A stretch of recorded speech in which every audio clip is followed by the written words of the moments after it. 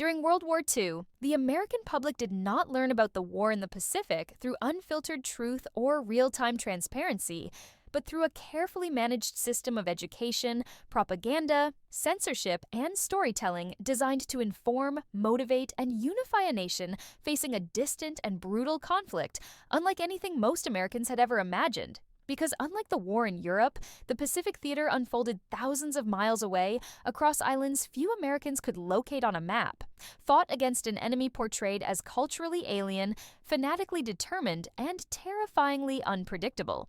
From the moment Pearl Harbor was attacked, the U.S. government understood that public perception would be as critical as military strength, and so agencies like the Office of War Information coordinated newspapers, radio broadcasts, newsreels, posters, comic books, school materials, and Hollywood films to shape how Americans understood the war, emphasizing themes of righteous retaliation, sacrifice, and inevitable victory while carefully limiting exposure to the war's full brutality.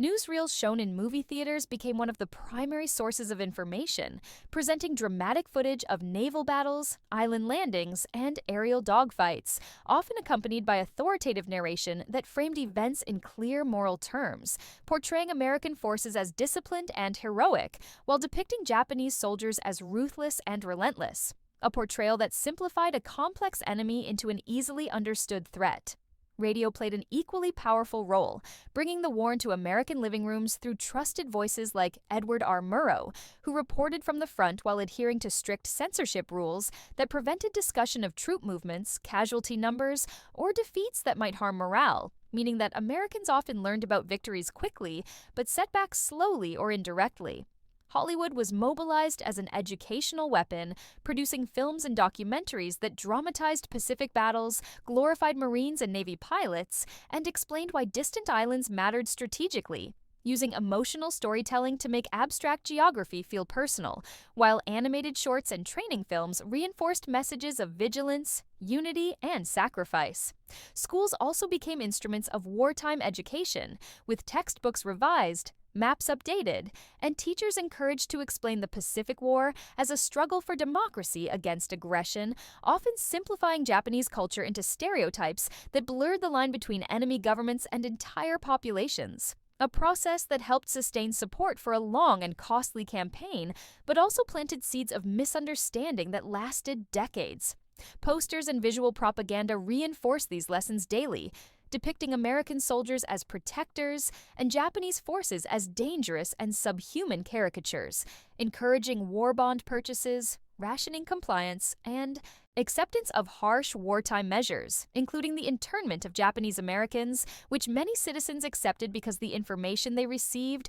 framed the war as a total struggle requiring extraordinary sacrifices. At the same time, censorship ensured that Americans were largely shielded from the war's true human cost, with photographs of dead U.S. soldiers rarely published until late in the war, and civilian suffering in Asia almost entirely absent from mainstream coverage, creating a sanitized understanding of combat that emphasized courage and progress rather than trauma and loss. When reports of fierce resistance, kamikaze attacks, and high casualties did emerge, they were often framed as proof of the enemy's fanaticism rather than as indicators of the war's escalating brutality, reinforcing the belief that total victory was the only acceptable outcome. As the war dragged on, the American public learned to understand the Pacific conflict as a slow, grinding advance across island chains, taught through maps, arrows, and place names, Guadalcanal, Iwo Jima, Okinawa, that became symbols of sacrifice without fully conveying the conditions soldiers endured there, including heat, disease,